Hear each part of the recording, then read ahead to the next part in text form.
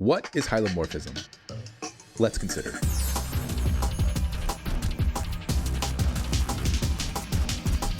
Hello, philosophers. I'm Chico. Welcome to the Philosopher Show, where we consider the greatest questions of human history. Hylemorphism is the name of the philosophy of nature devised by Aristotle. And today we'll do a brief introduction to Hylemorphism. It all begins with a certain observation, which is that when you look at anything out there in the world, something that we know for sure about it is that it changes. All things that we can see, all things that we can touch, all material objects change. But what is change? Let's consider a specific instance of change. Let's consider the change of a blob of clay. So it'll go from being an amorphous, wet, gray thing to being a cup-shaped, hard blue thing. It was one way, and now it is another way. We can call these two different ways of being in Aristotle's philosophy actualities. So we start off with one actuality and we go into a different actuality, and that is change, right? Change is starting off with an actuality and then going to another actuality. And we'll even label these actualities. We'll call the amorphous stage, actuality 0, and we'll call the cup stage actuality 1. But a question arose for Aristotle, which is, how is it possible that things change? How is it possible that actuality 1 comes about? It seems like actuality 1 comes about out of nowhere, right? From nothing. It seems like you have actuality 0, and then next thing you know, actuality 1 just shows up. It wasn't there before, right? Or at least it didn't seem like it. It seems like something can't come from nothing. So how is this possible? How can you go from one actuality to another actuality? And his answer is, it must have actually existed before, only not as an actuality. Actuality 1 couldn't have existed as an actuality. Otherwise, there would not be any change. It just already would be actuality 1. No, instead, it existed before as a potentiality inside of actuality 0. By the way, if you want a more in-depth look at this, look at my video on Parmenides and the paradox of change. So in actuality 0, there's already existent the actuality 1, but only as a potentiality, and we'll call that potentiality 1. And in fact, that's not the only potentiality. There's also potentiality 2, which is that it could be statue-shaped and brittle and green. So the fundamental distinction in Aristotle's philosophy is the act-potency distinction, the distinction between actuality and potentiality. And in material objects that undergo change, we call the substratum of those potencies, of those potentialities, we call that matter. Matter is the part of the thing that is made to be the way that it is. It's what undergoes the change. And note that this is not a typical use of the word matter. And so this isn't like the use of the word matter, which is just something with mass. You know, that's the definition that you get in physics. Don't mean the same thing in Aristotelian philosophy. So the matter is that which receives these actualities. It's what gets these, it's what has the potentialities. The actualities themselves, we call that the form. There's the determining patterns of being. And by form, we don't just mean the shape, right? We listed off a couple of properties like the durability of it, the color of it, right? If it was wet or dry. So when we're talking about material objects, for Aristotle, they are always a matter-form composite. They are composed of a potential aspect, which is the matter, and an aspect of actuality, which we call the form. So now we have two important distinctions. We have the potency act distinction and the matter form distinction. There's an additional distinction that's important in Hylemorphism. Imagine that a group of nefarious children in the neighborhood get a hold of my cat, and let's say they paint it blue. Has my cat undergone a change? Yes. But is my cat still my cat? It still exists, right? It still is what it is. It's still Fluffy. I don't really have a cat, but pretend I did and pretend its name was Fluffy. So there are some kinds of change where the object of change retains its identity, but some non-essential aspect of it changes. This we'll call accidental change. And by accidental, again, some of these terms, like the hardest thing about hylomorphism is that a lot of these words mean something that they don't typically mean. But accidental, I don't mean oops, accident, I mean non-essential aspect. So an accident is a non-essential aspect of a thing. Or another way to put that is a way that something exists that doesn't define it in terms of the fundamental kind of thing that it is. Now, let's say that these wicked children take Fluffy and then put Fluffy into a wood chipper. Now, has there been a change that happened with Fluffy?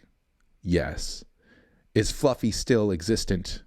Unfortunately now, no, right? Fluffy has changed. No longer do we have a cat anymore, right? Now we have a mass of stuff. And I'm not putting this hypothetical cat into a hypothetical wood chipper. It's these hypothetical neighborhood children, so don't get mad at me. But in any case, there is some change that is substantial change, right? Where the actual essence of the thing has changed, where what the thing is has changed, and so it no longer exists anymore. That we'll call substantial change. So a substance is an individual particular object that is the bearer of accidents, right? The Fluffy is a substance that has accidents like being blue, being, 2 foot long, or being fluffy. By being fluffy, I mean being actually hairy fluffy. Fluffy is a terrible name for this example. I should have named the cat something different. Now, remember that there were the matter form distinction. So the form is what makes the thing the way that it is, right? The matter is what receives the form. It becomes the way that it is, but the form is what actually changes a thing and makes it be the way that it is. So now we can see that there are actually two kinds of forms. There is accidental form and there is substantial form. Accidental form being the principle of accidental actuality, and substantial form being the principle of substantial actuality. It's what makes the thing to be the way that it is, to be the kind of things that it is, I should say. You might think that, oh, but isn't that what matter does, right? Isn't matter the thing that causes you to be the way that you are? It's your stuff. And if that's what you're thinking, you might be confusing this word matter with the way the word matter is used in physics. So remember, two different uses of the word matter. Here we're talking about a metaphysical use of the word matter. And if matter is, on this view, what can be any kind of thing, right? What is made to be the way that it is. So it can't be a substance. It can't be what makes you the kind of a thing that you are, because it's what's getting made to be that way. So it must be the substantial form that is making you be the kind of a thing that you are. Just like there are two kinds of forms, there are two kinds of matter. Now things are going to get just a little bit confused here, but stick with me and it'll become clear in just a second. So there is secondary matter and primary matter. Secondary matter is another name for substance. So I realize I just told you that matter is not what makes you the kind of thing you are. And now here we go. The secondary matter is substance. Remember, it's the substantial form that makes you the kind of thing that you are. Secondary matter is actually substantial form plus primary matter. What is primary matter? Just a second. So this is what underlies accidental change. With our cat Fluffy, Fluffy underwent an accidental change when it was painted blue. Now, that thing that was the same throughout the change was Fluffy itself, was the cat, right? So the substance, the cat, is what substands that change, which stands underneath that change, which is the same, it's what this is the same throughout that change. And it's the accident of being a certain color, being whatever color it is and then being blue. That's the thing that changes. So the substance is the secondary matter, but again, there's this substantial change that we can have. And that's when you change substances, when you went from being a cat to being a blob of stuff. And in order to have that kind of change, we need to posit a different kind of matter, primary matter. Primary matter is a pretty bizarre idea. Primary matter is pure potentiality. It's what combines with substantial form to make a substance. It can't exist on its own because pure potentiality is nothing. But it is a real thing in the substantial form plus primary matter composite of substance, right? Substance equals substantial form plus primary matter. So in the substance, the primary matter is real because it makes a real difference. Because think about that. There must be something that substands the change, that stands underneath the change, something that remains the same through the change of going from being a cat to being a blob of stuff, right? What is it that remains the same? Well, if it's not the substance, then it's got to be something else. It's got to be something that is getting a new substantial form. And that something is going to be what we call primary matter. It's the pure potentiality. It's what takes on the substantial form. Primary matter can sound a little mystical. What is this pure potency that admixes with substance, can't exist on its own?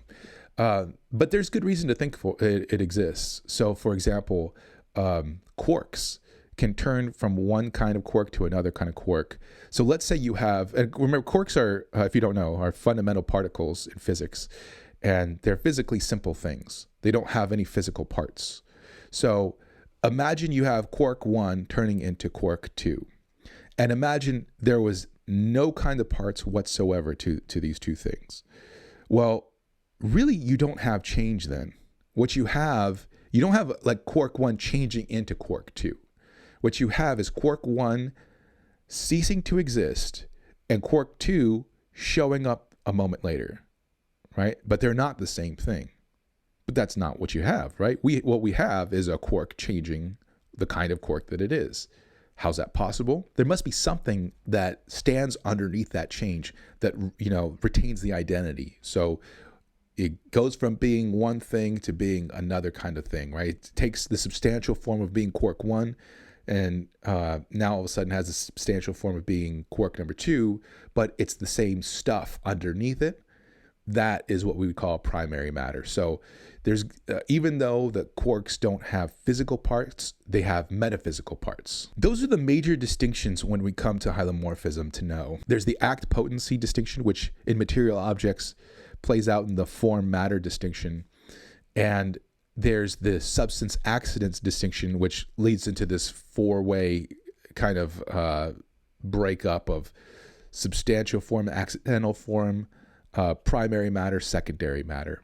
Secondary matter being this like in between, like this substance plus primary matter. One important thing, though, more to note is in Aristotelian philosophy, in Hylemorphism, substances also have what we call natures. So let's say that I have this pencil and I'm going to let go of it. What will happen? Well, I'm assuming that you said it's going to fall and hit your desk. I'm assuming you didn't say it's going to turn into a winged monkey. I hope that's not what you said. But why would you say that it's going to fall and hit the table? Or pretend that I planted an acorn. What would you expect to happen? You expect an oak to grow, right? You don't expect a bicycle to grow. Why is that? It's because material objects change according to inexorably stable and predictable patterns. And this is what we describe in laws of nature, right? The laws of nature that we have are descriptive of the natural kinds of changes that we have. Now, why is it the case that material objects change the way that they do in these predictable patterns? Well, it must be something about the things themselves, right? Something that causes them to always change the way they change. And what could that thing be? Well, it couldn't be their primary matter because that's how they're all the same. What is the difference between an acorn and a bicycle such that an acorn, you plant it and it grows an oak tree? This is a little bit different than the example I just gave. But let's say you plant the bicycle. It does not grow an oak tree. What's the difference between the two of them? It's not their primary matter. That's how they're the same, right? All things have primary matter. So instead, it must be its substantial form. It must be the principle of the thing that makes it what it is, that gives it the kinds of causal powers that it has. And that we call the nature of a thing. So the nature of a thing is its substantial form that underlies the uniform end-directed change in a thing. And what we call a law of nature is something that describes these natures, describes how they play out. So quick review, material objects are matter-form composites. Matter is the principle of potentiality in the thing. It's what is made to be the way that it is. Form is the principle of actuality, and it's what makes the matter be the way that it is. We also have the substantial accidental distinction. Substance is the essence of a thing, what the thing is. Accidents are the non-essential aspects of a thing. Remember that substance is the substantial form plus primary matter. Accidents are the substance plus accidental form. Accidental change is secondary matter stays the same, the substance stays the same, but the accidental form changes. In substantial change, it's the primary matter that stays the same. It's the substantial form that changes instead. One final note before we go is that this picture of the world is not in competition with the scientific picture of the world, right? It doesn't step on the toes of modern science. We're talking about metaphysical principles here, which are not the same as the physical principles that we have to test for and that we use in natural science. The only way that you would reject hylemorphism is if you were rejecting it based on some kind of philosophy that you had, not on science. There's no scientific arguments against hylemorphism. There's only philosophical ones. That is, again, just an introduction to hylemorphism. There's so much more. It's a very nuanced theory. So if you have any questions on it, please feel free to hit me up, and maybe I'll do like a more in-depth series on it. But otherwise, have a great day. Please don't forget to like, subscribe, and comment, and share, and all the kind of fun things that you can do. And I'll see you in the next video. Adios.